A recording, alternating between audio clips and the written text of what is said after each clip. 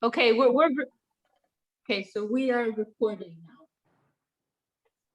Okay, so Nrsingha Chaitanya, will you start, please? Sure.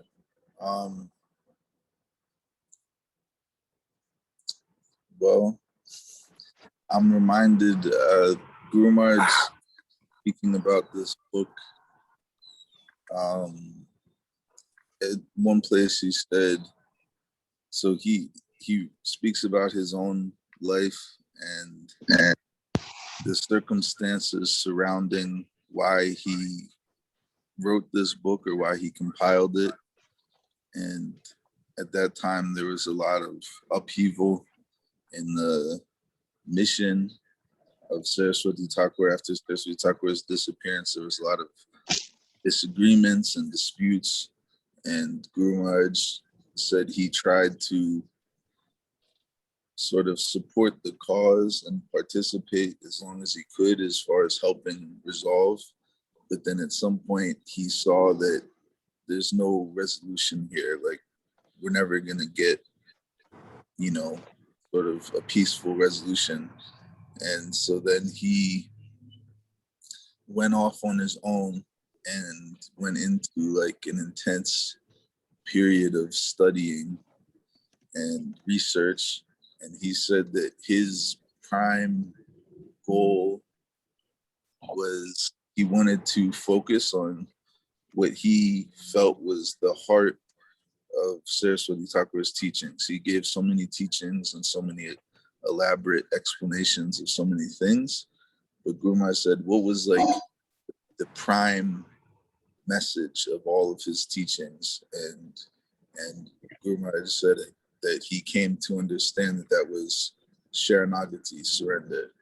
That this was the core of Saraswati Thakur's teachings. And so he wanted to just exclusively focus on that and sort of delve as deep into that particular point as he could.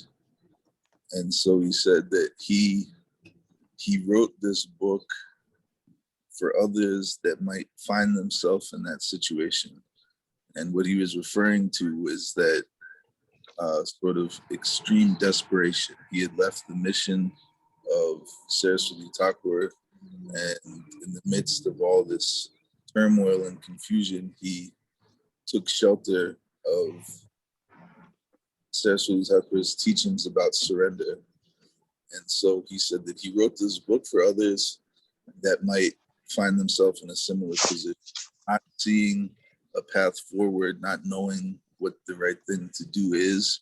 And in that sort of helplessness or just desperate state, he said, this book will feel like nectar to them. If someone is in a state of desperation, then reading about the desperate prayers of pure devotees will feel like nourishment. It will give so much hope. It will give so much courage to that person.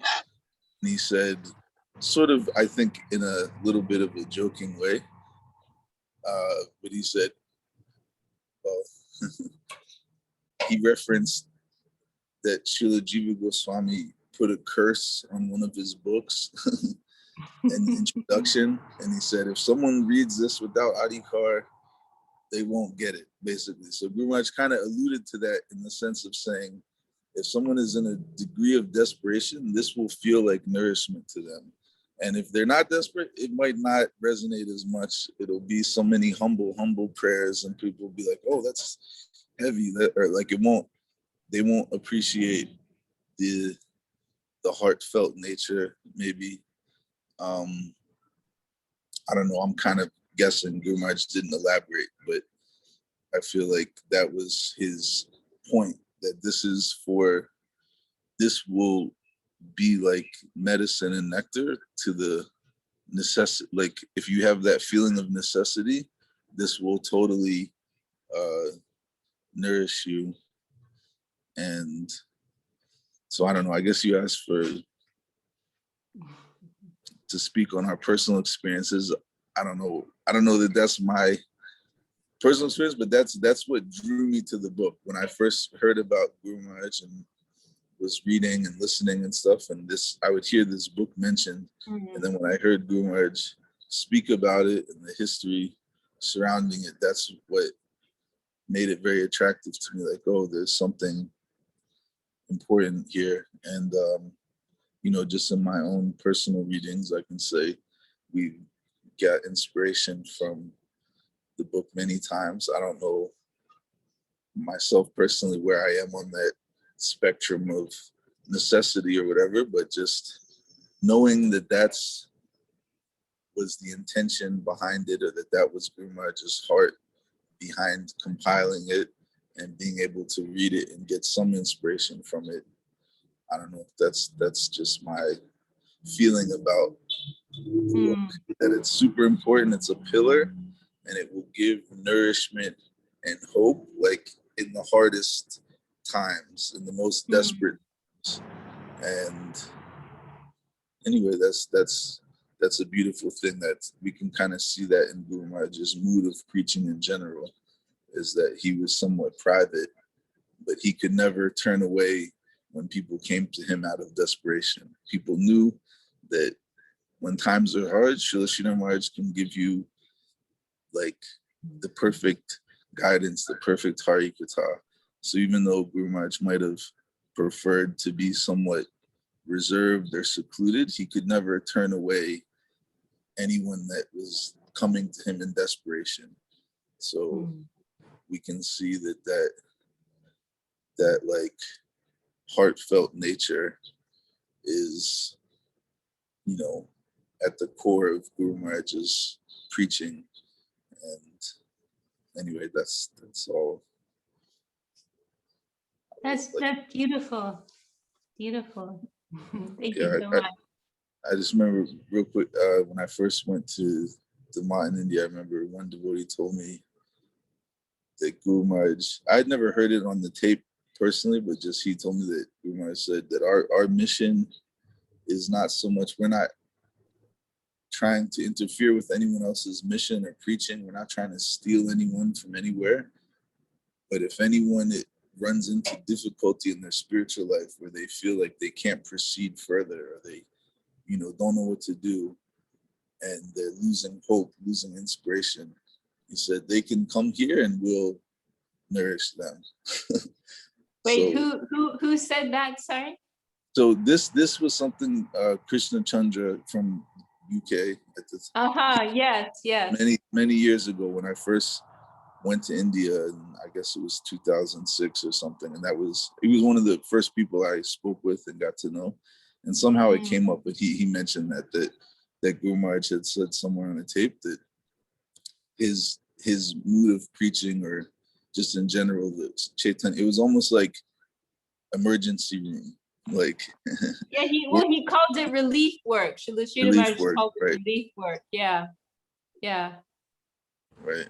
Yeah, that's exactly it. Srila Sridhar Maharaj, I mean, not everybody knows this, but Srila Sridhar Maharaj was quite reluctant to accept all of us, and it was on the basis of relief work that he was accepting Westerners, Actually, his original idea was that the Westerners would be separate from his mission, right? And Kamala, of course, she knows about that. Like there was this Maha Mandala, right? That's what this mission was called, and it was called the Maha Mandala. Yes, at that time it was expressed that people would only take initiation from Srila Sridhar Maharaj if you absolutely did not have faith in your local guru. And at that time, the only ones I remember were Srila Bhakti Goswami and Srila Sagar Maharaj. I think there were others as well in Latin America and Brazil. Probably Janardhan Maharaj goes back to those days. But it was quite interesting, because I always wanted a guru who's going to be with me my whole life. And the irony is, yes, that could have been me, but I was off doing my career in my university, and I although that was my plan, it didn't quite work out because I was distracted. So and yet other people who took directly from Srila Sridhar Maharaj and never saw him maybe once or twice in their life, they kept secure and stable under his guidance of his Vani. So it's interesting. No material circumstances can determine whether or not you're going to make it, I think. So. Well, that's very significant, and we've got an eyewitness here. You know, like Srila Sridhar Maharaj is only accepting desperate people. And there were a lot of desperate people, for sure. He was not. I mean, he was not canvassing. You know, he was not eager to accept a big crowd, but it was like the desperate people. You know, actually, my mother was like that. She came and she came in that kind of mood. And Srila Sridhar Maharaj, he made some comment like, "You've reached the shore of the ocean of material existence." And he was very sympathetic to her mood and the way that she came. So yeah, that's exactly what you're saying, Nrsingha Prabhu. Like it was a relief program. And that's really nice how you tied it in with Prapanna-jivanamritam. Like it was the same. I mean, it's so nice because I've never actually thought of this before. Because that's exactly what Srila Sridhar Maharaj said. Like this is for the helpless. He made some comment like that, like you said, like people who come into a helpless kind of position. This book is for them. And I think sometimes like it's like medicine, and you know, it's I always think of that stuff, calamine lotion, if anyone knows what that is, for like poison ivy, bee stings. It's pink, pasty, really awkward kind of. And if you don't have an itchy skin problem, there's no reason, like you wouldn't put that on. But if it's just awkward. But if you have that pain and you put that stuff on, it's like soothing. Like immediately you know why. It's self-explanatory. So it's like, I feel like there was a bit of that mood in Prapanna-jivanamritam. It's like, if you have the pain of desperation, this will give you relief. If you don't, it may not click at its full potential. But if you have that like searching necessity, then it will immediately feel relevant. And just that's the last thing I'll say. The one more point, that just to the same thing like you mentioned, that what Guru Maharaj had said to your mother. Another place I saw him say, just in general about ISKCON, because people were coming over from ISKCON who had, you know, lost faith or whatever the situation was, and so it became a problem with the management of ISKCON. Like, oh, Guru Maharaj is taking our disciple. You know, anyway, whoever was around, they know some of the history. We don't need to get into all that, but there was one place where Guru Maharaj said a very similar thing, where he said something like, I don't see it like that. I'm not taking their disciples. I'm not like, the way I see it is these people have come so far to the shore of the edge of the ocean of birth and death, and now they're losing hope, and I'm just gonna push them back in. I can't do that. Like if they're coming to me and they feel inspiration here, then whatever controversy or whatever that may cause somewhere else, that's not my problem. I have a duty to nourish the faith. So everything happens by necessity. They say necessity is the mother of invention. So necessity, also, like sometimes the word prayojan is translated as necessity. So I would say necessity of the heart is the ultimate thing that moves spiritual current. And Guru Maharaj was very aware of that. So he's always moving by necessity. Where's the necessity of the heart? And that's a law in its own right. Like, so. Wow, jai. Tacha lolium api mulium ekaro. Wow, that is so beautiful. We're so happy to have you with us. Wow. And we have our star of the show now, Lalita Madhava. No, please don't. You're fashionably late. Yeah, no, please don't introduce me in that way. That's I was hoping to be able to sneak under the radar and just observe. No. But I'm really happy to have caught what Nrsingha Chaitanya Prabhu was saying. That was really wonderful. Yes, I'm sorry I'm late. I couldn't get my Wi-Fi to work. I'm down in London at the moment. I'm not used to being here. Okay. So Prabhu, we're starting off today with just like general reflections about the book or personal experiences, just, you know, opening up. So please share something. About my experience of Prapanna-jivanamritam. Any reflections, general or personal, or experiences, or anything related.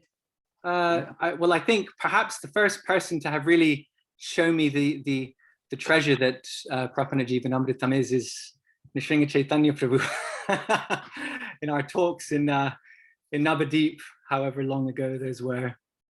But yeah, just yeah, I don't know. It was you, Prabhu, that was, you know, I remember you used to draw on the text a lot, and like, I don't really read that enough. I actually don't really read it at all, which is surprising, really, as you know, if we think about, so many of the texts that we do read are, you know, essentially recordings, but, you know, and then transcriptions, etc. But the Prapanna-jivanamritam being sort of one of the few texts, really, pieces of writing that Srila Sridhar Maharaj left. I mean, I don't know how, like, I guess there's the commentary on Bhakti Rasamrita Sindhu that still remains locked in the Bangla language, and of course there was his commentary on Sharanagati, which draws heavily when I was working on that text a bit with Tyagi Maharaj, realizing how close those two texts are interconnected. I was but so as a result of that, I mean, like, yeah, I kind of a bit surprised that we don't engage with the text in a formal way more in the context of the marts. I don't know if there are other places that do it, but at least in England we don't do that so much. I don't know. Does anyone? I think it's just down to the personal initiative of whoever's doing classes, right? Yeah. But I guess there are the formal classes, as the Chaitanya Charitamrita, Bhagavatam readings, Chaitanya Bhagavat. But it's always surprised me that we don't actually have something a bit more rooted in Prapanna-jivanamritam. I don't know. I'm sure there's a good reason for that too. All these other texts are, you know. I think just neglect, really. But yeah, it was yeah. So well, yeah, as I said, it was in the context of working on the Sharanagati a little bit with Tyagi Maharaj that drew my attention to, you know, and of course we also know that Srila Gurudev, Sharanagati was the first text that Srila Sridhar Maharaj sort of gave to him and asked him to memorize, you know, the 32 songs, etc. So the principle of Sharanagati, you know, kind of in a sense is the sort of cornerstone of our whole mat, really. I don't know whether someone's already mentioned it, but of course, you know, this being, as far as I understand at least, actually I don't know when Prapanna-jivanamritam was composed in terms of date, but I would imagine it's around the time of the founding of the mat, or a little bit. Well, that's another significant point about Prapanna-jivanamrita that I wanted to mention, which is that it was being composed. We can check the exact date of publication, but Srila Sridhar Maharaj was working on it at the time that he founded the mat. So it's very, I mean, this is like literally our mat book, you know, like our mat was founded on Prapanna-jivanamrita. And then, you know, the mention of desperation. I mean, even it's, you know, from what I've read, what I've heard from others, Srila Guru Maharaj himself was in a fairly desperate place when he, I mean, of course, his desperation is perhaps a bit different from at least from my desperation. I'm not even aware that I'm desperate. So that's how, but you know, the breakup of his own spiritual master's mission and how traumatic essentially that must have, and I think as well, sort of, you know, in light of that, it's actually quite, it's a, you know, it's kind of, you know, perhaps in the context of, you know, the things that have been going on in our mat over the past decade or so, and sort of, you know, and even the recent months, yeah, it's kind of good to sort of turn back to, you know, what is the foundation of this whole thing essentially, and of spiritual life. And it was actually again, yeah, I remember having a discussion with you, Nrsingha Chaitanya Prabhu, you know, talking about how it was Srila Guru Maharaj coming, you know, in his desperation, kind of like, what is this, in the context of that, what must have seemed a bit like madness at the time, what is this all about? And then coming to, well, surrender, essentially, you know, and then I guess that being the inception, at least, of, you know, conceptualizing the text, and, you know, what the history of the composition is. I don't know that in any detail, but it'd be interesting to find out. So yeah, I thought, yeah, that, you know, I guess I was just happy to be part of a group that was going to delve into it a little bit, and perhaps in an open, kind of more dialogical way. That was one of the ideas of this, that, you know, as opposed to us just sitting there and hearing, we can be anonymous, and which is also my tendency at times. You know, in the context of where I work, we do a lot of reading groups, and I find them really rewarding. You know, a space where you can feel open to just, you know, I don't know, even saying something stupid from time to time, to feel, you know, but giving it a go and kind of sharing, you know, in that kind of way. So yeah, that was yeah, I kind of fit in just, and I'm, yeah, grateful for Vishaka Didi having dragged me into this. But yeah, so that's about it from me right now. Was there, I don't know what I like, how we discussed how we were going to proceed. Was it just going to be kind of, you know, beginning from the beginning, essentially, or? Well, I mean, probably this week we won't have, we might not even start this week. Yeah. Because I do want to, I feel like breaking the ice in the first meeting is important. So I'd be happy if everyone can share some reflections today. And then I mean, maybe not everyone will agree, but I do want to go through at least the preface and the publisher's note.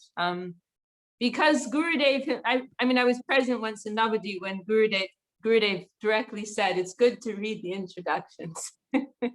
So, I mean, we can skip over the long foreword, because that's a whole, you know, course in itself.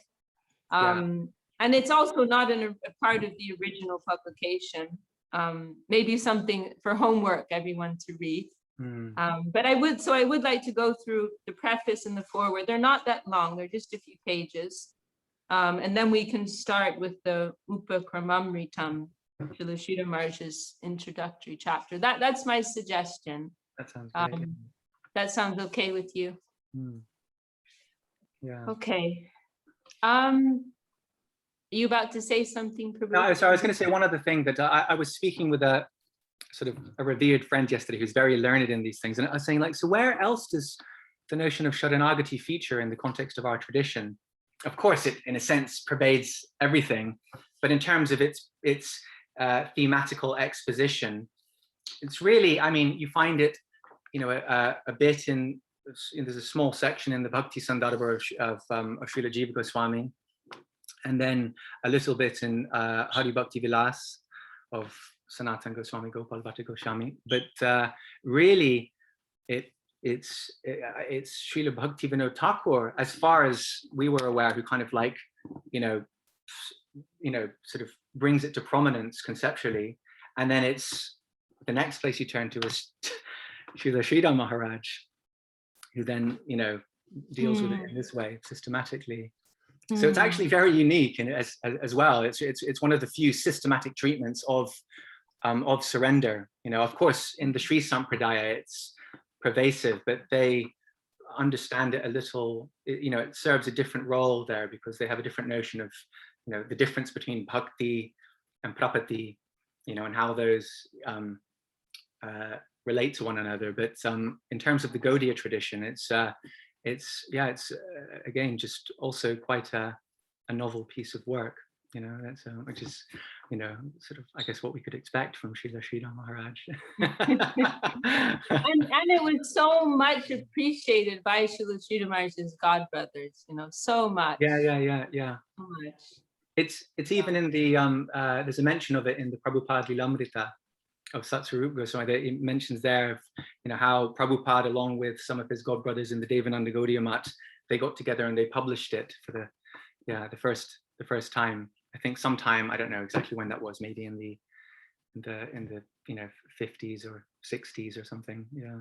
I've heard that Srila Prabhupada was carrying a copy with him actually when he was crossing the Jaladuta, Really? on the Jaladuta. Yeah, Did that wouldn't surprise me. No, I mean, I haven't read it, but yeah.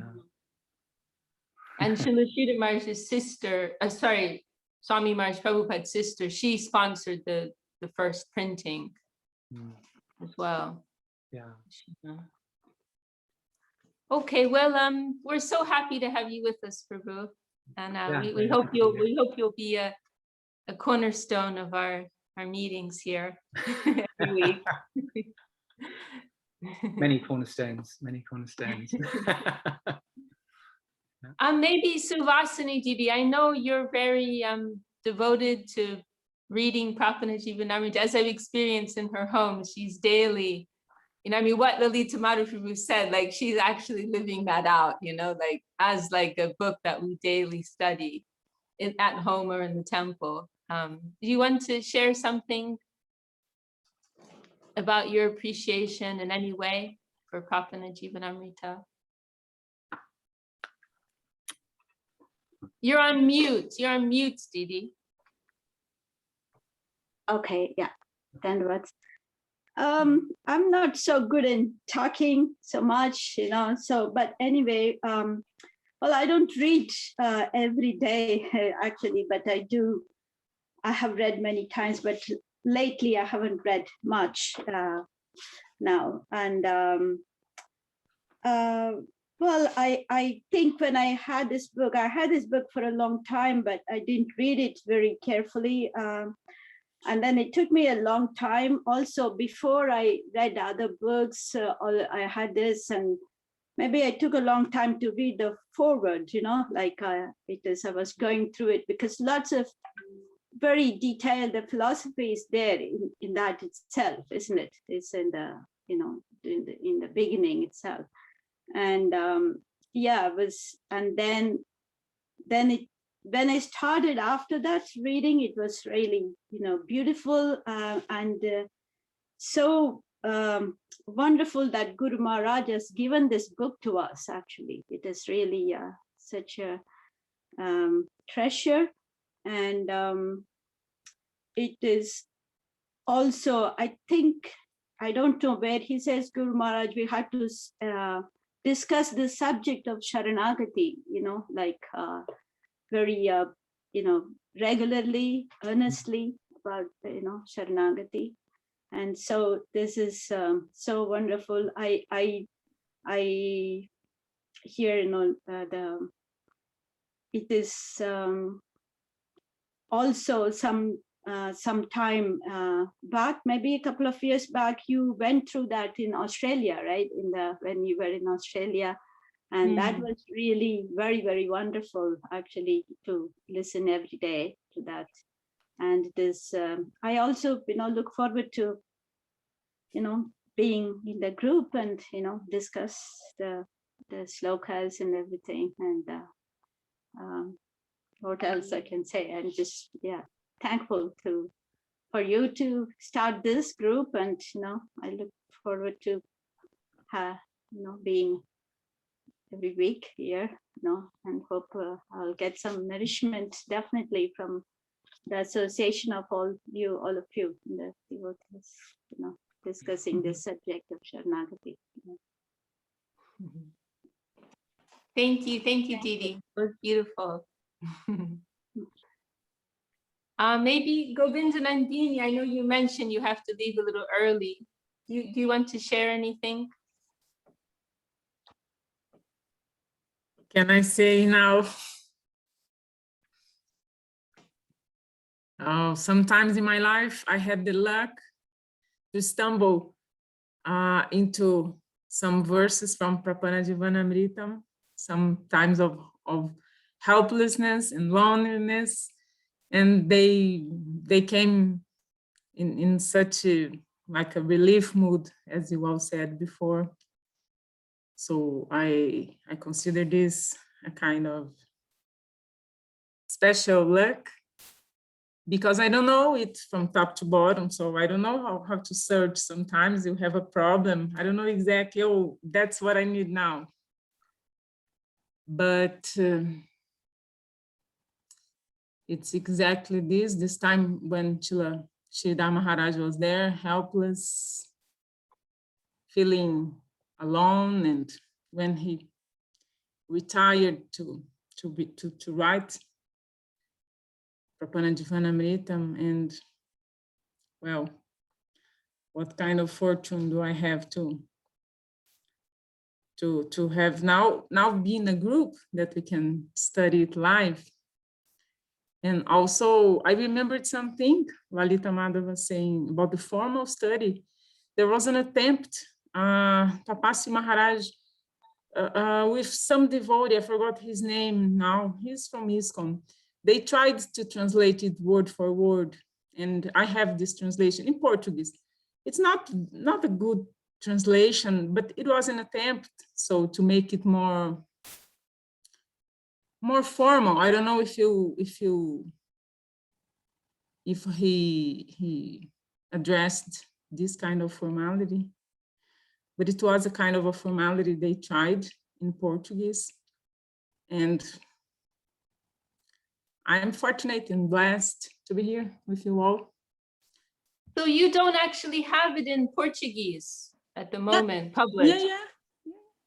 Okay, yes, of course, yeah, okay. Another attempt, yeah. Tapasi Maharaj had Okay. this, it would be another edition with word for word translation. Okay. Okay, well, thank you, Govinda Nandini. Thank you. Who's next? Giri Prabhu, you want to share anything? Sure, I have some feelings on this book. Dhanyavads to you all.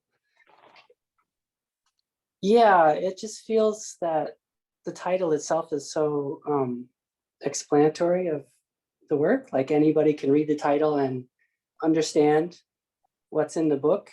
Many of Guru Maharaj's books are like this, I feel, but this especially.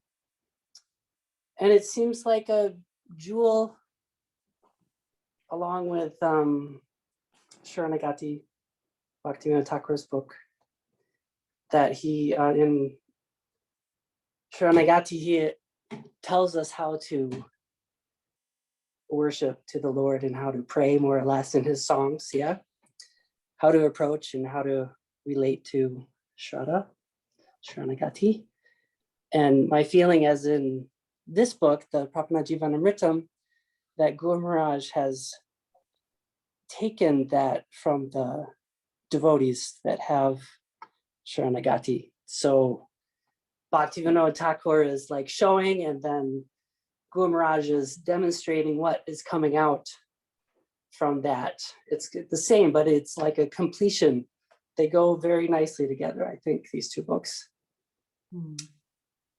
And also the desperation that Nrsingha was saying, and Suvasini was mentioning, the sharing of the book. It seems to go along very well together, like, oh, he wrote this in desperation of somebody who's left the mod and is alone, more or less, where he was at the time. And also, like maybe it says in the book that we need to share and discuss the topic of Shraddha. And then, so the book is for everyone. It's for people who are lost and have nothing, and to also associate. So it's like on all levels, it's very nourishing. This is how I feel about the book. Thank you for listening to my words. Oh, that was so beautiful, Giri Prabhu. This is actually like so profound. I feel like Prapanna-jivanamritam is coming alive. Hearing the appreciation in the hearts of the devotees. It's wonderful. Somebody else, Kamala, you want to share anything? And just it's probably a bit prosaic, but it just reminds me that when these books came out, there was no internet. And when devotees, you'd hear about the book, and then someone would have a copy and you'd borrow it and look at it, and finally there'd be a delivery. And it's inconceivable now, because you can just go on Google and download all the works of Srila Sridhar Maharaj and Srila Prabhupada and Srila Govinda Maharaj. But it was just like a treasure to finally get hold of a book like this. And I think that's something that, it's a shame in a sense we've lost that, because everything is available, although it's great, it's available, but you know what I mean?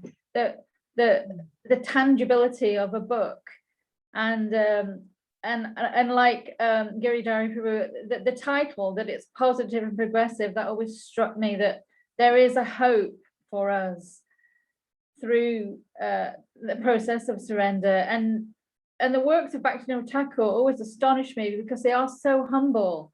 But he was coming from such an elevated place, that juxtaposition just makes you realize the quality of the Nitya Siddha devotees, the quality of their insight that they're expressing for us as an example. Of course, it's their Leela, but still, that we can see that, you know, we're not just the worm in the stool, we're the stool sort of thing, you know. And it's just really, sometimes it makes me feel personally, I've got so far to go, it's hopeless, and I've felt like that for a very long time. But then the advice is just take the next step. Don't worry about how long the journey is. So reading a little bit of this book every day, I think, is that next step. And I think that would be really great that this group will help us to do that. So anyway. Beautiful, beautiful. Thank you, Kamala. Yeah, I liked what you said about I mean, I liked everything you said, but that was a nice point about like really appreciating like the book, you know, because maybe I was talking about it with you, Lalita Madhava, right? Somebody, I don't remember, a while ago, not so long ago, but about how like we live in this age of easy information, easy access, and it's very easy to take it for granted. So yeah, there's something very precious in, you know, having that book in front of you. I actually, Navasindar Prabhu in Australia, he told me a nice story how he was present when Gurudev received the first copy of Brahma Samhita, and it was this very profound moment. Like this was in London, and it arrived in a parcel. And then he brought the parcel to Gurudev, and Gurudev told him to open. It was this like very profound moment, and it was like, you know, like with Gurudev, some of us experienced, it was like, you know, how you open a parcel, how you turn on a light, like your very Krishna consciousness depends on that. You know? Like every little thing became so profound, you know.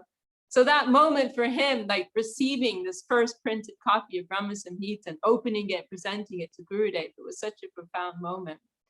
So anyway, you know, just a reminder for us, you know, to really appreciate the value of what we're being given. Okay, well, Chintamani, Jayadev, Chintamani had a nice comment here. I came to your Sangha in desperate mood. That's how we get anything in Krishna consciousness, you know, through that hunger, through that desperation. Do you want to say something?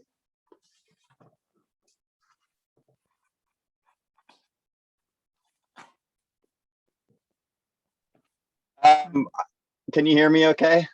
Yes. The first thing I want to say is how pleasantly surprised I am at the level of realization of the members of this group. A lot of times it's one person talking and everyone's kind of quietly listening, but I'm very impressed, for lack of a better word, or touched by hearing the realizations of people I normally am just seeing there quiet, not really knowing what's inside there. So that's really cool. And then let me find it here. I don't have a lot of personal realization to say about the book, but what got me is I was reading in Golden Reflections, and I really love always hearing the talks of Srila Bhakti Rakshak Sridhar Dev, reading the books. I connected with that more than anything, even before Srila Govinda Maharaj's books and talks and all that. Then I started realizing, oh, I better read Srila Govinda Maharaj's books. So I read Golden Reflections, and right away in the beginning, he's saying, Srila Sridhar Maharaj has given so many high things, but we first have to read this Prapanna-jivanamritam to even be prepared to understand what he's giving. So of course, I immediately downloaded the book. And that's what brought me to that, was basically Srila Govinda Maharaj saying, you have to read this first before you even do any of the other stuff and read any of the other stuff. So I'm happy to have a group where I can be amongst those who are more immersed in it to help me understand it more. And yeah. Oh, thank you so much, Shaidi, Prabhu. And yeah, I mean, that was part of the reason I wanted to do this group, because like, I'm tired of like giving classes all the time. And I know like we have so many qualified devotees, and, you know, they don't get a voice, you know, they don't get, I mean, especially, you know, like Lalita, Madhava, and Nrsingha, Chaitanya, they have like very deep understanding, but they're both shy in the background, and they avoid the limelight. So I was trying to like, especially like drag them and put them in a platform so we can have the benefit of hearing from them. So yeah, and you know, and not on, they're especially good, but everyone here, as you said, it's very impressive and inspiring to hear everyone's level of realization. And it's not only about like conceptual realization, but like genuine feeling, you know. And I think that came across really beautifully in what Giridhari was saying in particular, you know, like that feeling, that mood of Sharanagati, you know, developing in the heart, you know, that's what we most essentially want to connect to. So I feel very blessed to have this beautiful group to study with together. Chintamani, last but not least. I'm kind of in and out here, and I heard you saying something about what I typed in the text, but I didn't catch everything. So will there be a recording posted somewhere of this? You know what? I actually have a Facebook group for Prapanna-jivanamritam, because I did as Suvasini mentioned, a few years ago in Australia, I was very happy. I was at somebody's house for 2 months, and I had that opportunity every day. We went through and we were able to record. And so I have that group. And so I'm thinking to post, we can keep it alive and post the recordings there, and maybe on Facebook, maybe on YouTube as well. So yeah, we'll share the link. Yeah, I mean, hopefully I can get this recording. This is an experiment for me. We can troubleshoot later. You and I can meet if you like. I'm happy to help with any tech stuff in this realm. And I'm just grateful to come to a reading group. I just pretend to read. I just download books on my phone, and then I think I'm going to read them. And then I try to read them, and I'm too like spaced out. And so this is, I've tried to read Prapanna-jivanamritam. I'm like, whoa, I need like a dictionary. Like so thank you for having this.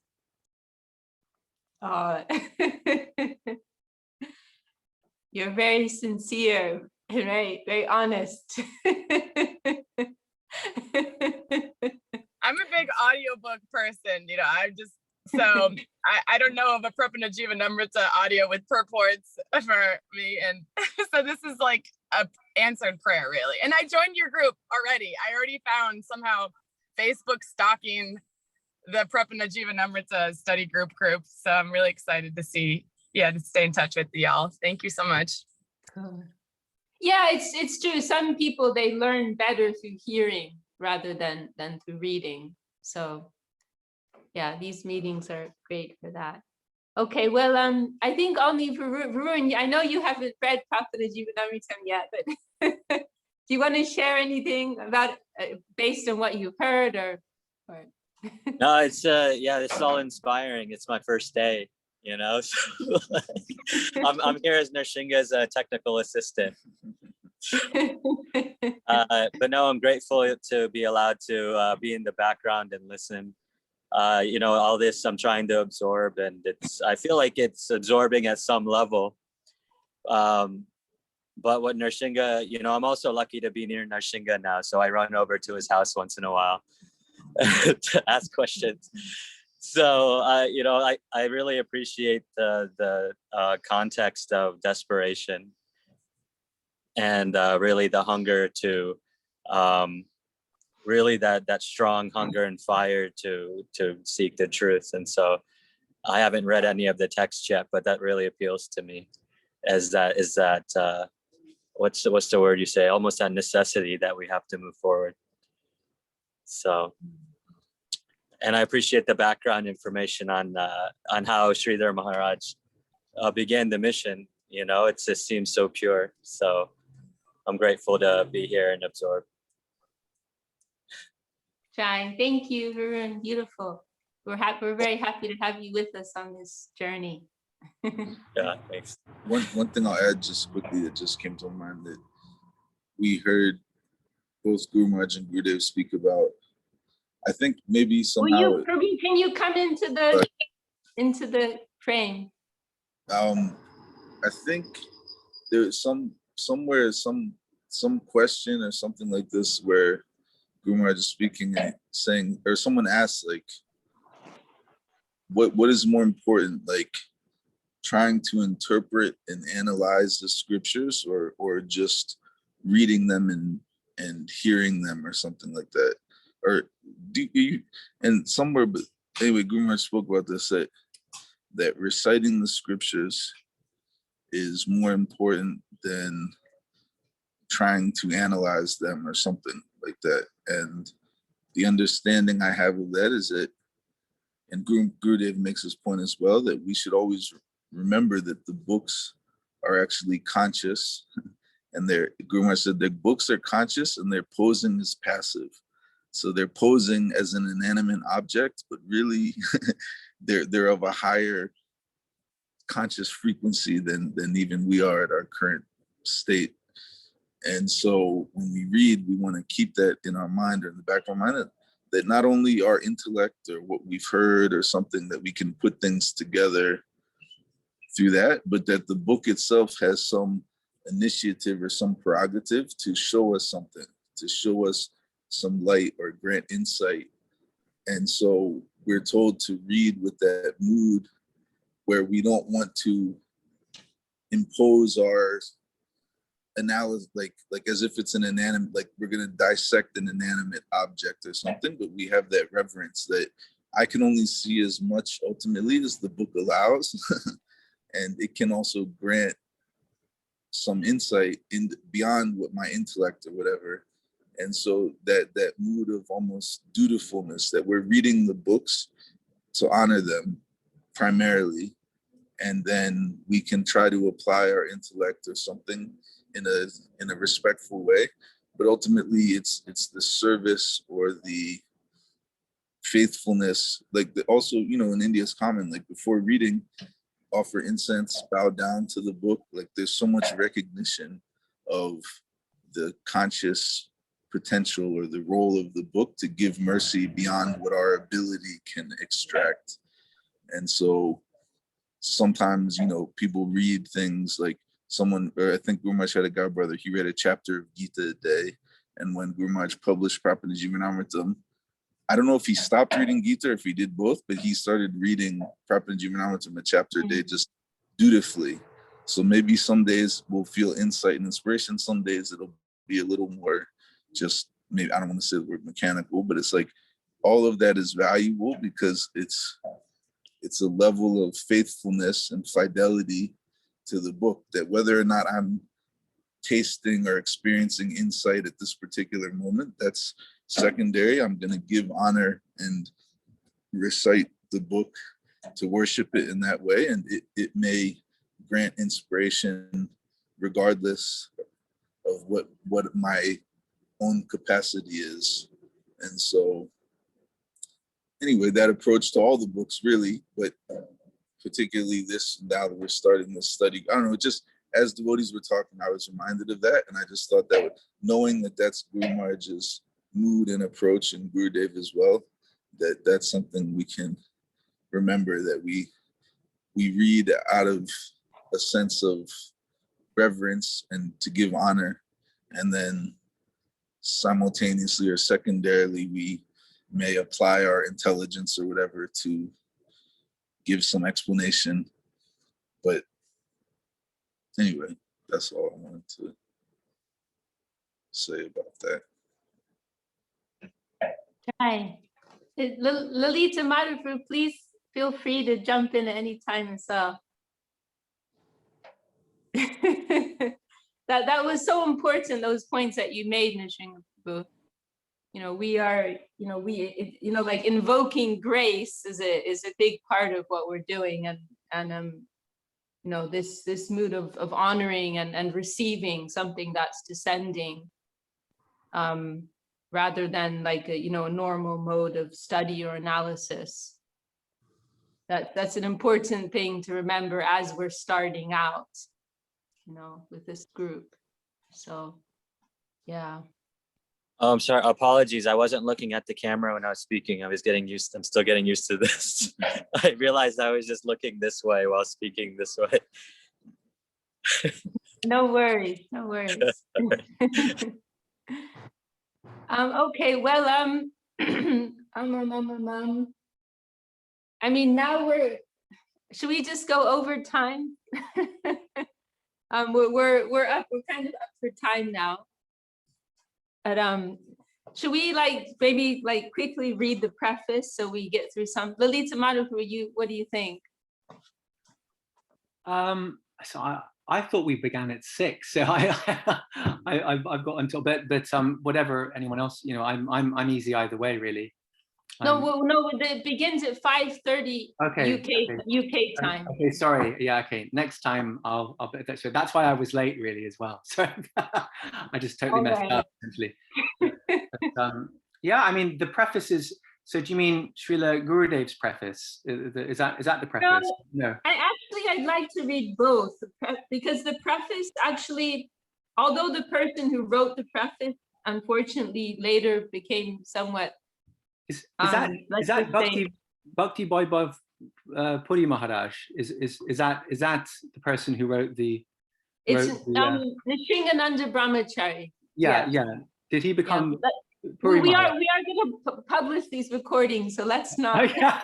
No. I was actually just curious. Is that because I've always assumed it was. Is that BV Puri Maharaj? Yeah, it is. Yeah.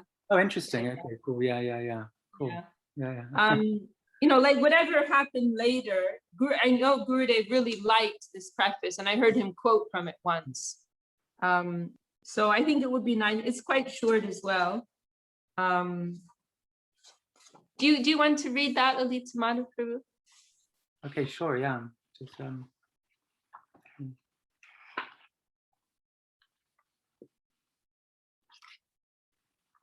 yeah, the preface and the publisher's note. Okay. Jai. So this is it. We're starting. Jai, Jai.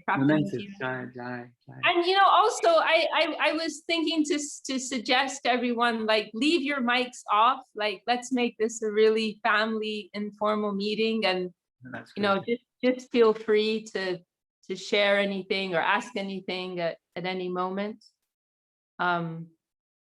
Yeah, so I just wanted to throw that out there, please. And Nrsingha Prabhu, especially you. Okay, please. So, the preface.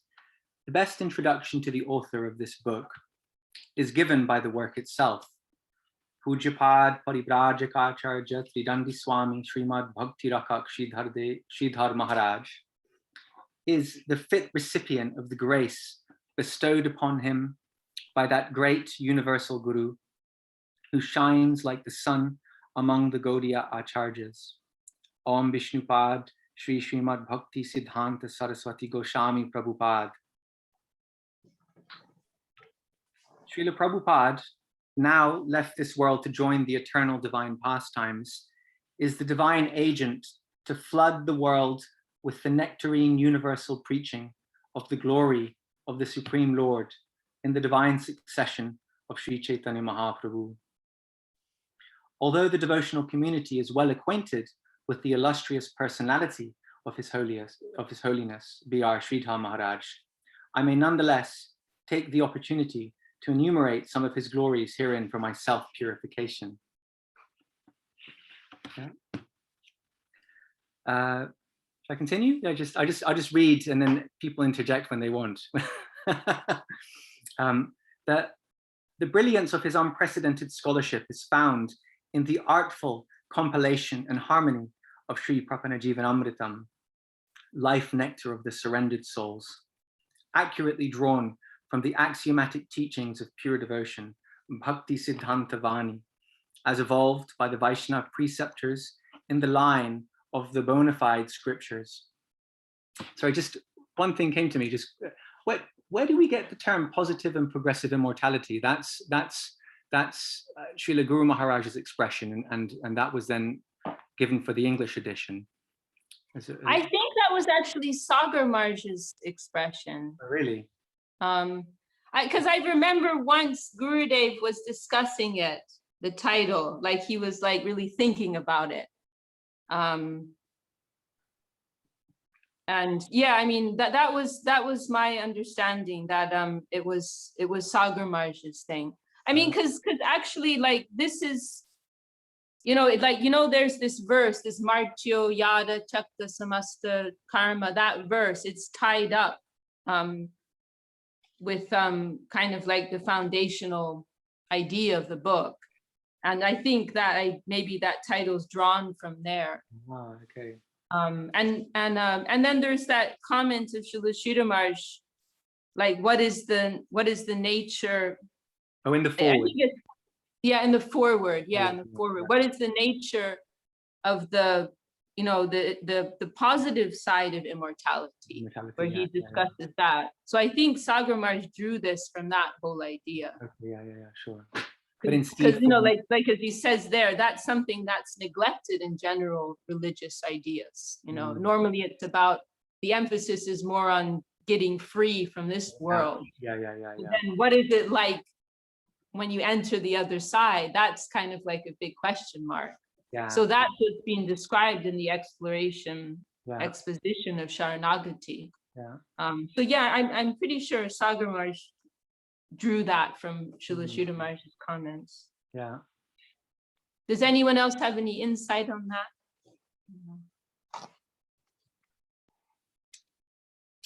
That sounds pretty good. That sounds, yeah.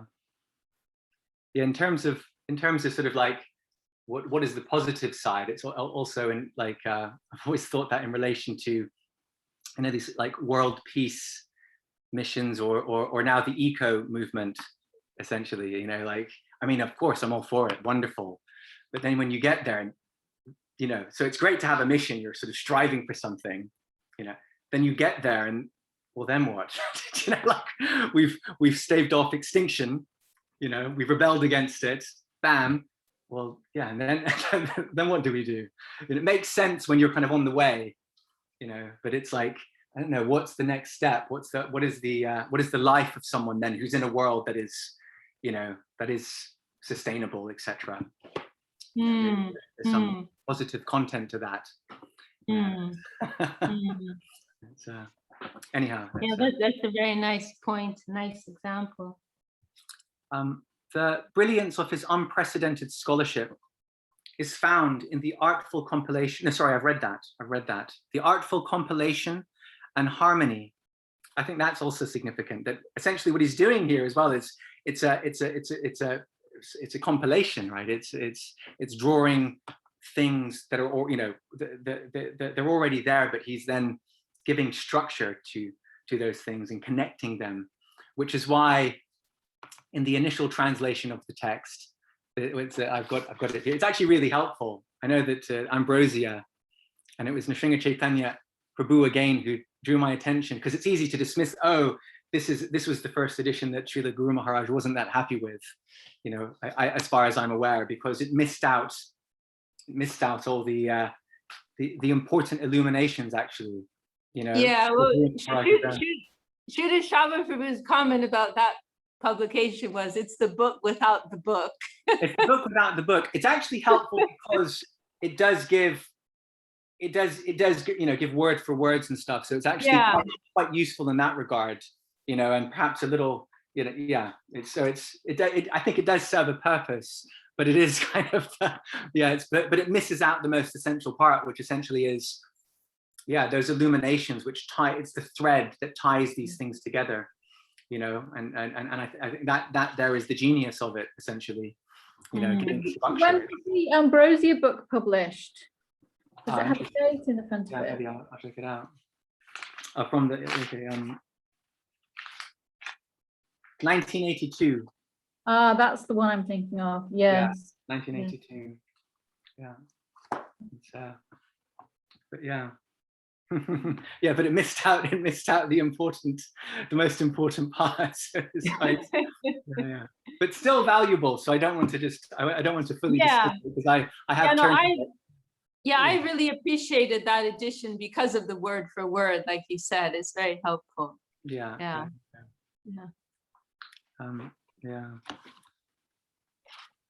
And of course, compilation itself being, you know, that, I mean, that's you know, Vyasa, you know, that's that's you know, not the composer of the Vedas, but the compiler of the Veda. You know, you know, Samayajur Atharva, except, you know, that's, so his genius. So there is great value in compilation, and of course Srila Rupa Goswami himself, you know, producing his Padyavali, which Srila Guru Maharaj draws on in places actually quite significantly. But then again, that there again being essentially a compilation. So there's it's interesting that there's great value in the work of a compiler.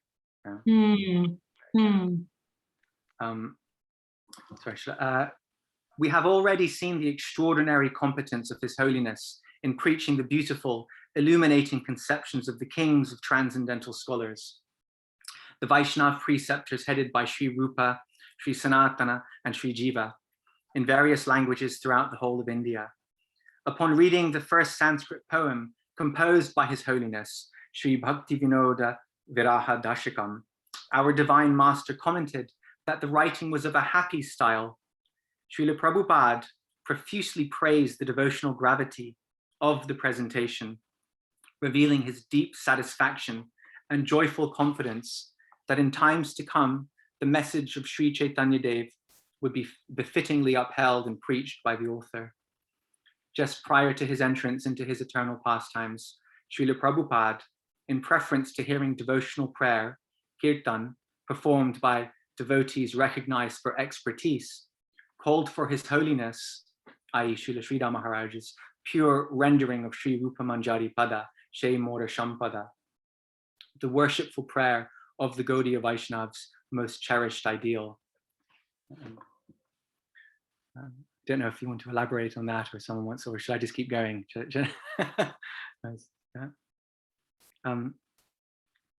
The theme of life nectar of the surrendered souls is described in the introductory first chapter, Prelude to Approaching Nectar.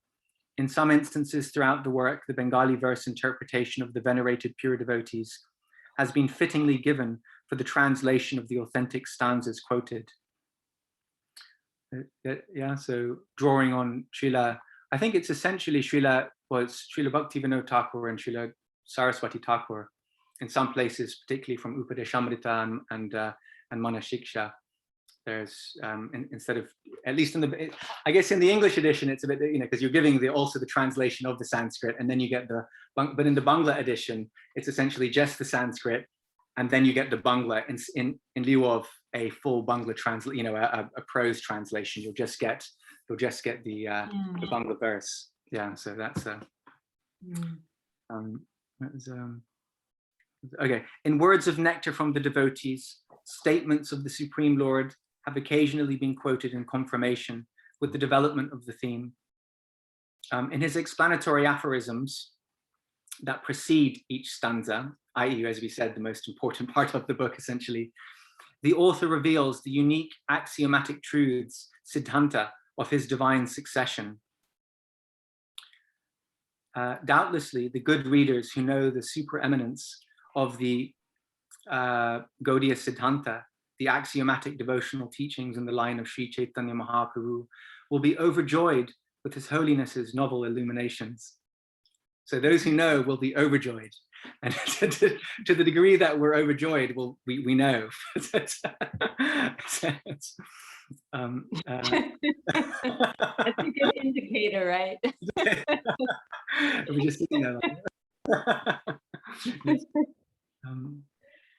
In the epilogue, the author has mentioned his line of divine succession and the time and place of the writing of the book. So there it's given, the compositional history. Should maybe look at that later. It has been vividly illustrated herein that a life without surrender unto the lotus feet of Sri Krishna is utterly futile. And the most treasured perfection achieved through exclusive surrender has been revealed. This will especially encourage those who are aspiring to enter the land of devotion, drawing them onward to the lotus feet of Sri Hari. And it will infuse spiritual joy and exhilaration in the hearts of the established devotees. Okay, so those, that established means those who are already there and those who are on their way, aspiring toward it. Both the sadhakas and those who are siddhas, essentially. Yeah. So. Yes, and Gurudev actually makes that point more clearly in his publisher's note, and which is very beautiful. It's the awakening and sustaining fountainhead. He describes it like that. It will help to inspire and awaken, and it will sustain those who are already on that platform.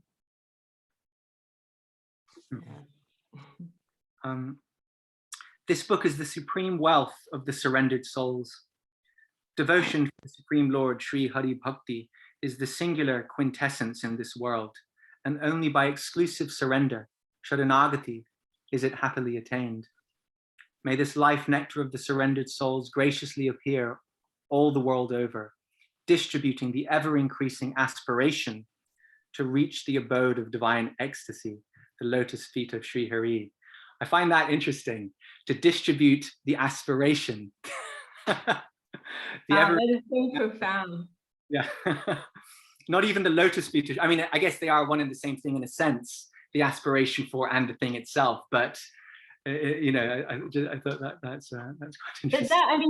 That's a whole discussion in itself, because if we look at like the writings of our Guru Varga, we see in many places they're talking about the asha, you know, Radhika Madhava asha, and in Srila Sridhar Maharaj's Mat Shloka, and also in Raghunath Das Goswami's Namashashtam Manamapi, and it's also in Gurudev's Arti. And we see in many different places that they're referring to what's being given to us, what we're being benedicted with is an aspiration. But that aspiration is actually Krishna consciousness, because in real Krishna consciousness, you never have anything. It's always about, endlessly aspiring for more and more. So it's like the more hunger you have in your heart, the more wealth of Krishna consciousness you have. So yeah, I mean, that's been beautifully expressed. Yeah, the concept of the negative, essentially, as Srila Sridhar Maharaj puts it somewhat cryptically.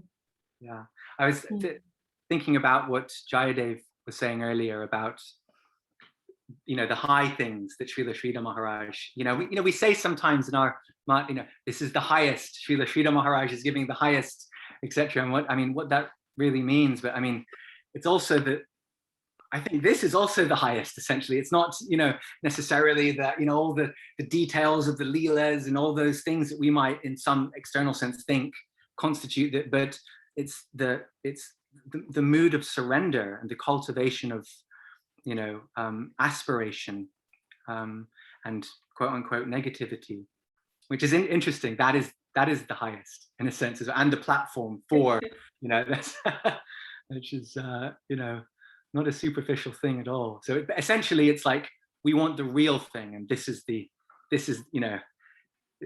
criterion for that. This is the foundation of that. This makes it real, right? This mood. Yeah. Otherwise it's. Yeah. And it's so important, because if you miss this part out, then your spiritual life becomes dry. And that's why there are many people, they turn to these high things because they become dissatisfied with the day-to-day practice, because they're not practicing Sharanagati. Then the practice becomes dry, And then they feel the need to jump to these, you know, higher topics because they need something different and new. But if you're actually practicing Sharanagati, you're very busy. And there's no time really for curiosity as such. You know what I mean? Like, let me look at what's going on over there. It's very, it's a very different mood it establishes essentially, that, you know. Yeah. You're dealing with something real on your plate in front of you. And it's like you have immediate things you have to take care of, you know, whether within your own consciousness or in the circumstances coming before you. And that keeps you very involved, very preoccupied. You know, there's no time to go flitting off, you know, to the plane of imagination. I just finished this last part, and then, just as the repeated rubbing of sandalwood produces more and more charming fragrance, we remain confident that the faithful devotees, whose only pleasure is in conclusive theological truth, Sat Siddhanta, will experience the ambrosial devotional fragrance of this holy treatise in their spiritual discussions, and thus relish transcendental delight. We shall consider ourselves blessed when this book inevitably comes to be treasured by the august assembly of the fortunate souls. A Vaishnav servant, Sri Nrsingha Brahmachari.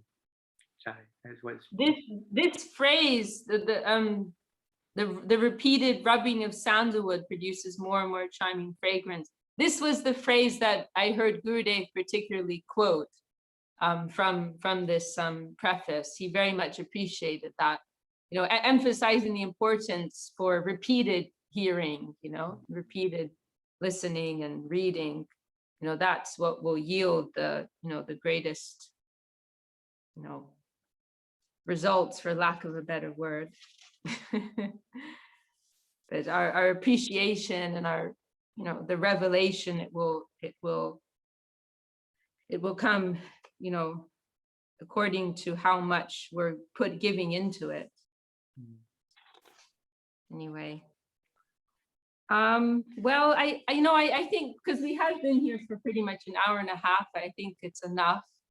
So maybe we'll stop there for this week, and next week we can pick up with the publisher's note and then also move on to the Upakramamritam, the first chapter. Does anyone want to any final words from anyone before we close? Anything? And Nrsingha Prabhu, any final realizations you want to share? I mean, I'll just add into. So I didn't want to cut in, so I was just waiting because too many. No, we want you to look. This is a cutting in class. This class has been designed to legitimize cutting in, to remove the stigma from cutting in. But yeah, some people, it's just a bad habit of interrupting people. So I'm trying.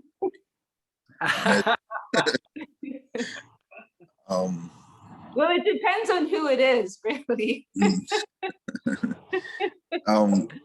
That it's a subtle point, but I think it caught everyone's attention. Like Madhava also stopped there, that when he said that distribute the aspiration for Krishna consciousness, it's a very subtle point, but there's a lot of significance. It's almost, I almost feel like it's like legal speak, in this, like in court, you hear like there's very technical ways to say things, and a person words a thing a particular way, and to the ordinary person they don't catch it, but like lawyers understand, like, oh, they had to word it that specific way, otherwise you run into all that.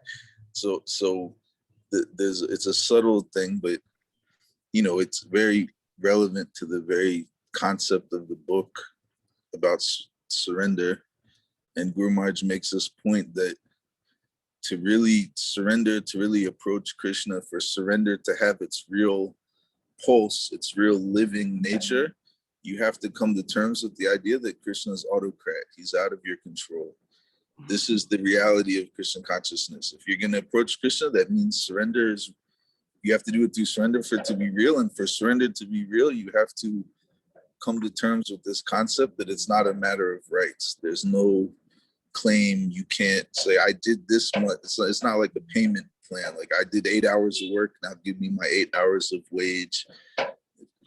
Krishna is independent autocrat, and you know, it's high, it goes very high, so I don't want to jump there recklessly, but in the last verse of Shikshastakam, we can say surrender is like the fully blossomed heart of surrender is expressed there. And Krishna is a despot. He is, you know, unreliable. He is untrustworthy.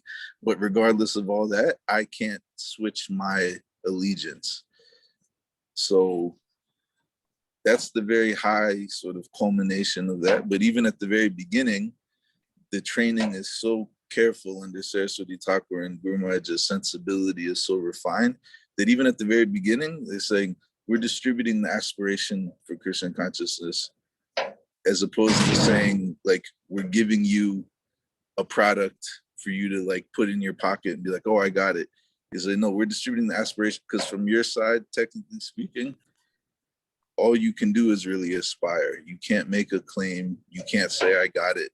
And we know from the past times of Krishna that when someone feels like they got it, then he has to do something different just to reset the mood.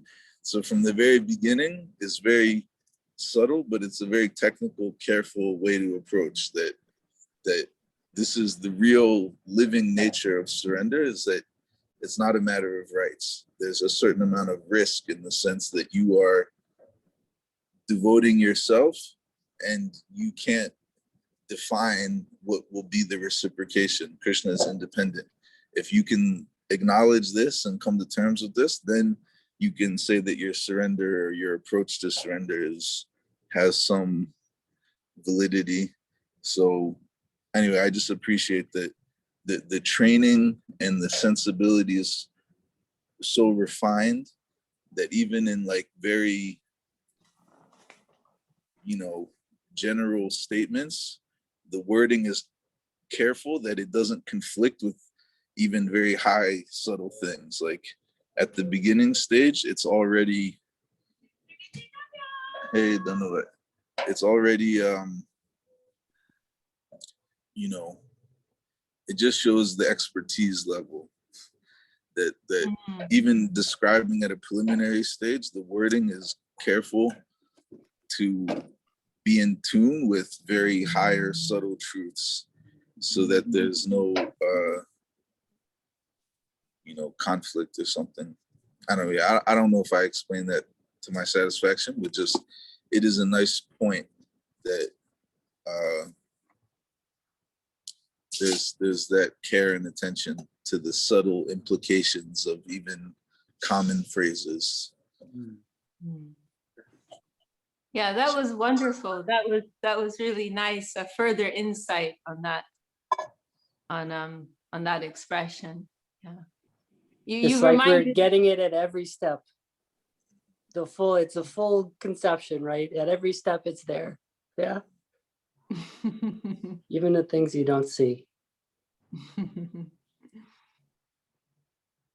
You reminded me also of one comment Pushta Krishna Prabhu told me that Gurudev told him, and he said, Gurudev said, many people came to Guru Maharaj and they thought that they got something and they put it in their pocket, but when they got home they realized nothing was there. As soon as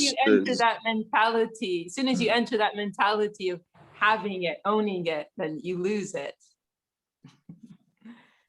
Yeah, and Guru Maharaj said we can't make this knowledge our property that we can then take to the market and do trade with. He said the only way to come in touch with this knowledge is you have to make yourself its property. You have to surrender to it. You have to be willing to be utilized or guided by it. It's not that it becomes your property and your product to resell or whatever. So there's subtle points, and it's something that we, I think, acclimate and reacclimate to repeatedly throughout spiritual life.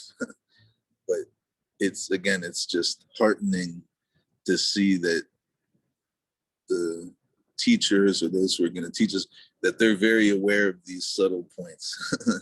Like that's the beauty of subtlety. It's like it's invisible to someone, but to the person who's sensitive to it, they can't not see it. What's subtle to someone is very tangible. So when we're, as students or beginners, we're trying to come in touch with higher, subtle spiritual truths. So it's very heartening to see that those guides or those teachers, what's subtle or almost invisible to us is like very tangible and plain to them, and they can give us the benefit of that understanding without us just rushing past important things that will eventually what it's like when I said, like, if you skip steps you have to go back and repeat them. So it's like sensitivity to spiritual truth that our gurus have. They can guide us,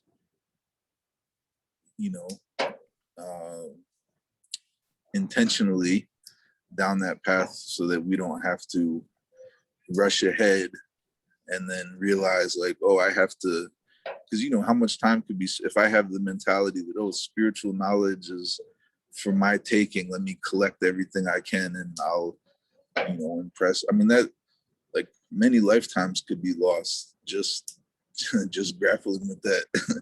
So Guru Maharaj, Gurudev, from the very beginning, they're very attentive to subtle, almost invisible points.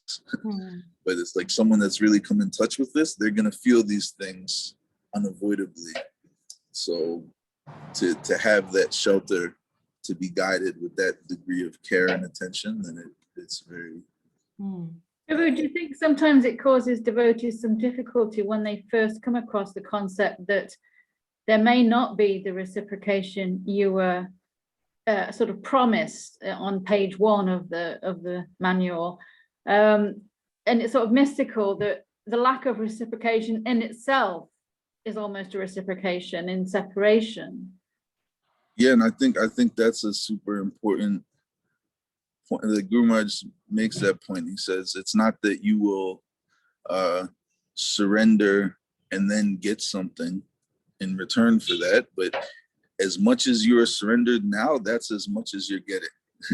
Or something like that. That it's a real like yeah, he gave the example of cash in hand rather than a post-dated check. Right. That like as much as you're surrendering, so much you already have. Well, and I think that's also the beauty where it's like if someone to this point of reciprocation, someone says, oh, Krishna's not, or my spiritual life isn't being reciprocated the same way I expected when I took up the process or something, then I think that's a normal thing. Probably everyone feels that at some point. But then the beauty kind of to this point is it that it's not being reciprocated, or that we're looking for it in the wrong way, or we have a wrong expectation? So hearing from the mature devotees, that's like, you don't need, like Gurudev would say, like, you don't need Krishna to come and like dance before you. Like there's a lot of valuable things in Krishna consciousness that will nourish and encourage you, that don't involve, an extraordinary lightning show with all these, like supernatural experiences. Guru Maharaj says to just be nourished every day, to hear from the sadhus, to wake up and do your sadhana or do the advised practices. And he says, even with no direct like realization, just to be content in the process and to feel assurance hearing from the sadhus. He said this is a very healthy sign. So it's something very easy to overlook. It's almost like the beginning program, like the Bhakta program. It's like I joined the temple, I did the XYZ, what I'm supposed to do, I listened to the class. Like that very basic thing, we don't want to overlook that. There's a lot of vitality and meaning in that. And so as opposed to like expecting the world or crazy forms of confirmation, to be able to appreciate what we're already exposed to, Guru Maharaj said, like, this is a healthy sign. as opposed to wanting more and more fantastic, supernatural things, but to be able to actually appreciate that what I've been exposed to, I overlook the value of it. There's so much to be had in the basic things. He said, this is a healthy sign. This is progress properly. Yeah. Hi. That's really, wow, you just explained that so wonderfully. And I'm reminded of one expression of Srila Sridhar Maharaj along these lines, and maybe Shri Guru in His grace, maybe Search of Sri Krishna, where he says, like, if we're searching in the wrong way, then we'll come to a point where we'll say, oh, there's nothing actually here. I'll leave this and I'll go somewhere else. So that's because we were searching in the wrong way. But as you're saying, if we are approaching in the real way, then, you know, at every step and in every movement, you know, in every small element of practice, there's so much substance, you know, like there's this wonderful quote of Gurudev where he says, like the way we should feel is like in every word of our gurus and the Lord, we should feel my very existence is here. You know, there's so, and like a real disease is lack of consciousness. You know, and that's one of the things that was so profound being in the company of our Gurudev, Srila Govinda Maharaj. He was so super conscious. Like, we're told that, you know, one moment, right? You know, what's that verse? Sadhu Sangha, Sarva Shastra Lava Matra Sadhu, right? That Sarva Siddhi. In an instant of association with the pure devotee, all perfection can be achieved. And, you know, we experienced that with Gurudev. Like one moment with him was like the super conscious experience. Every moment was so profound for him because he's living in that pure conscious plane. So yeah, wow, I'm really glad you've made that point. Jai. Any last thoughts or comments, questions, anything from anyone for our panel? We have a panel of speakers. Any last thoughts, Lalita, Prabhu? No. I think this is just really wonderful. I'm very glad to be part of it, and yeah, look forward to next week. Is this going to be weekly? Just practically. So it's weekly, 5:30. Yeah. 5:30. Wednesdays, 5:30 UK time. Yeah. Yeah. I'm sorry I got the timing wrong today, but yeah, noted, and I'll be on time next week. Okay, cool. All right. Well, this has been so wonderful. Could I say one last thing? Someone say something? Oh, yes. Jayanandi Prabhu. Dandavad Pranam. Yes, I just remembered to give a little light to what the beautifulness of Krishnanu's Sandan, actually, the search for Sri Krishna. It's never ending. So even if you're in the spiritual world, whether you're in this world, any world, you're always going to be searching for the one who's unlimited, ever increasing, ecstatic, emotionally charged Lord, right? So we shouldn't be pressed at any time, really. And if you change it, I was telling some people that if you have your name, like we were given these spiritual names, you know, that mean such beautiful things, you know, and if people are trying to get the law of attraction, I say, well, why don't you just change your name to that? You know, I was fortunate to be born with the name Bliss, so I never get depressed, but it was more because I've been connected with the devotees probably than anything, you know. So now it's Jayananda Das and all these, Nrsingha, Chaitanya and Nandrani here, right? So we're all just ecstatic. Everyone's gathering around. And even this gentleman, he's born with an Indian name, so he cannot go wrong. Yeah. What is the problem? I don't know what's. I'm the least knowledgeable here, but apparently I was born Indian. I don't know. Well, that's really beautiful what you said, Prabhu, and the supreme manifestation of that is Krishna appearing as Sri Chaitanya Mahaprabhu, right? You know, Mahaprabhu is living in that consciousness of seeking after Krishna, exploring something unknown. So yeah, very, very nicely put. Very nicely put. Okay, well, Dandavad pranams to everyone. Thank you all for coming. Look forward to next week. And I'll stop the recording here.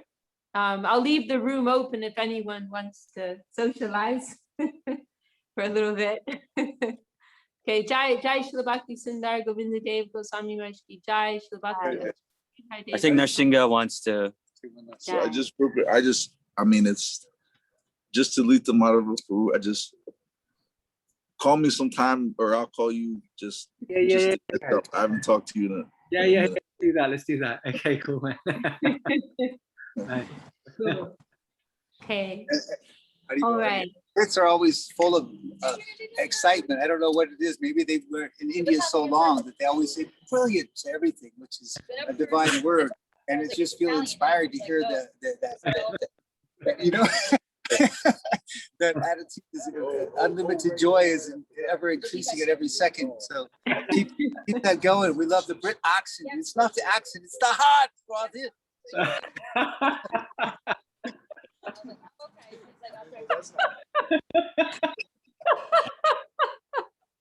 Haribo. That's all. We get to enjoy this all day.